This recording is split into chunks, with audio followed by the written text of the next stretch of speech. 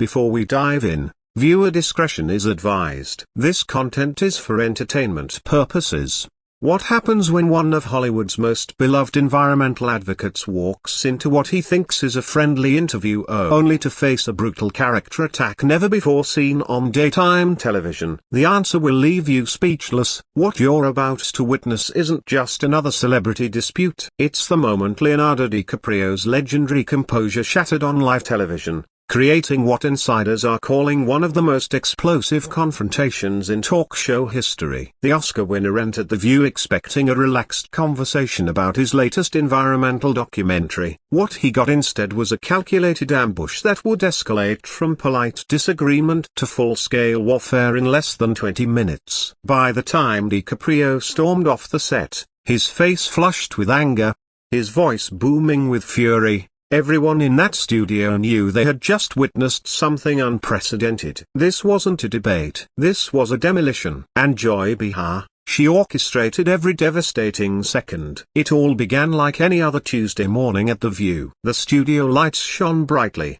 casting their usual warm glow across the iconic semicircular table. The audience filed in, excited for another episode of their favorite talk show, completely unaware they were about to witness television history. Leonardo DiCaprio, dressed immaculately in a tailored navy suit and an open-collared white shirt, made his entrance to enthusiastic applause. He flashed that famous smile, waved to the crowd, and exuded the kind of easy confidence of someone who had done countless interviews before. Why wouldn't he be relaxed? He was there to talk about something he cared deeply about, his new environmental documentary that had been making waves in the film festival circuit.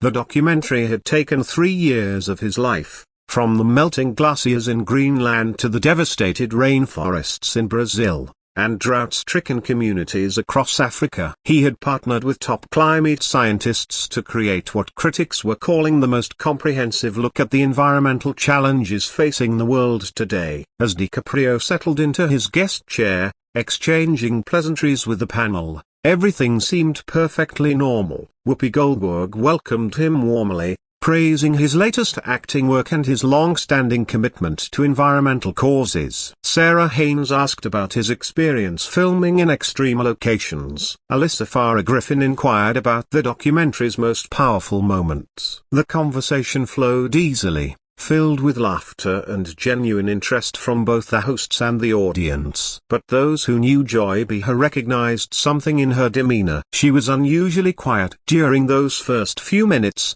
sitting back in her chair with a thin smile playing on her lips. Her notes were spread out in front of her like ammunition, waiting for the perfect moment to be used. She didn't touch her coffee. Her eyes were fixed on DiCaprio with the intensity of a predator waiting for the right time to strike. Little did he know, Joy had spent the previous evening preparing for this interview in a way that was far from typical. She had compiled a list of what she considered to be DiCaprio's environmental hypocrisies, researched his investments, and crafted questions designed not to illuminate but to inflame. The morning's pleasant opening wasn't an interview stratagem, it was a trap being carefully set. DiCaprio, trusting and earnest in his passion for environmental advocacy, walked right into it. The temperature in the studio shifted in an instant. Joy leaned forward, that signature smirk spreading across her face. The shift was so abrupt that the camera operators later said they could feel it through their viewfinders. "So, Leo," Joy began, her tone dripping with disdain, her voice cold and pointed. "You're here talking about climate change again." She paused, letting the word again hang in the air like an accusation. "Tell me, how many private jets did you take to get here today?"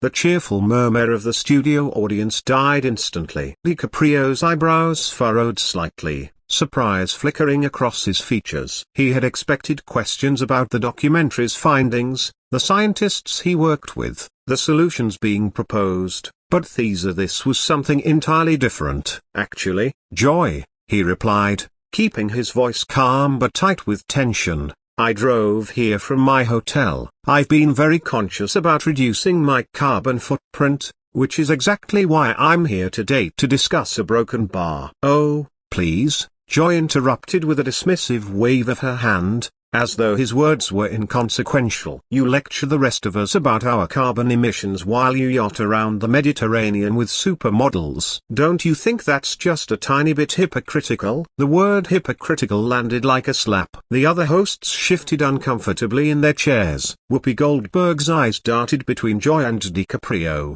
sensing that this wasn't going to be the usual friendly exchange. Sarah Haynes bit her lip. Alyssa Farah Griffin's smile froze. The audience sat in stunned silence, sensing that something had shifted but unsure just how far it would go. DiCaprio straightened in his chair, his posture shifting from relaxed to defensive. His voice remained measured, but there was now an edge to it, the first crack in his calm. Joy, I think you're conflating personal choices with systemic advocacy. Yes, I've made mistakes in the past, but I've also donated over $100 million to environmental causes. I've changed my entire lifestyle. 100 million? Joy scoffed loudly, her voice mocking. That's pocket change for someone worth $300 million.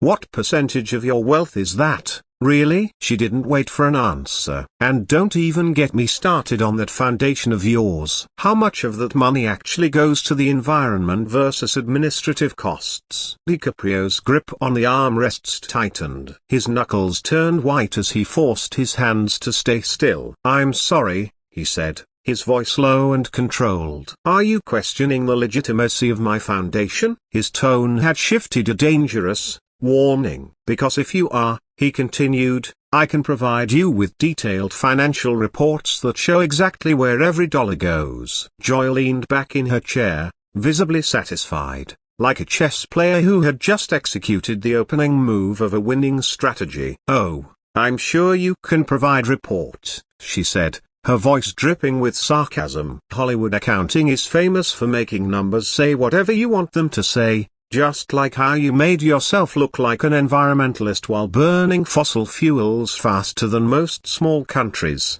The audience gasped. Some people literally recoiled in their seats. This wasn't playful banter or spirited debate. This was full-on character assassination. Sarah Haynes tried to steer the conversation back to the documentary, but Joy wasn't done yet. You know what really bothers me about celebrities like you? Joy continued, pointing her pen at DiCaprio as if it were a weapon. You think because you played someone important in a movie, that somehow makes you an expert on everything? You dropped out of high school, Leo. What exactly qualifies you to lecture world leaders on climate policy? The air in the studio crackled with tension. You could almost cut it with a knife. DiCaprio's jaw tightened visibly, his teeth grinding together behind that now frozen smile. His face flushed slightly, the first sign of the mask slipping. Education comes in many forms, Joy, he said, his voice steady, but there was steel beneath the silk. I've spent the last 15 years working with scientists,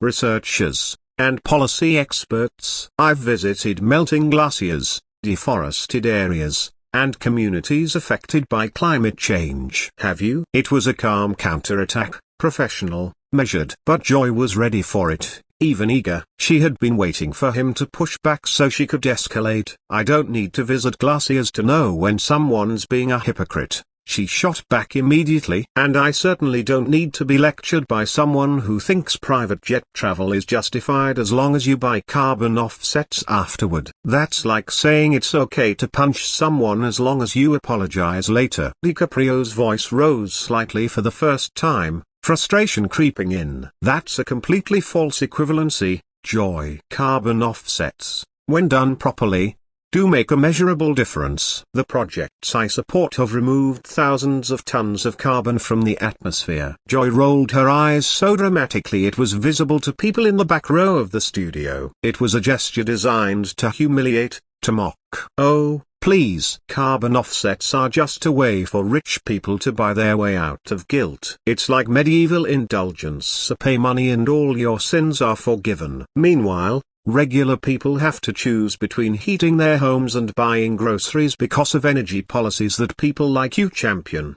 The accusation hung in the air like smoke from a fired gun. DiCaprio wasn't just an environmental advocate. He was being portrayed as an elitist hypocrite, out of touch with the struggles of ordinary Americans. His face flushed a deeper red now, starting at his collar and spreading upwards. He shook his head in disbelief. This is exactly the problem with political discourse today. His voice trembled slightly with barely contained fury. Instead of discussing actual solutions, you're more interested in personal attacks and character assassination. Character assassination? Joy's voice pitched higher with mock surprise. I'm just asking questions that your fans in the media are too starstruck to ask. If you can't handle basic scrutiny about your lifestyle choices, maybe you shouldn't be positioning yourself as a moral authority on environmental issues. Basic scrutiny, DiCaprio repeated, his voice incredulous. You've done nothing but attack me.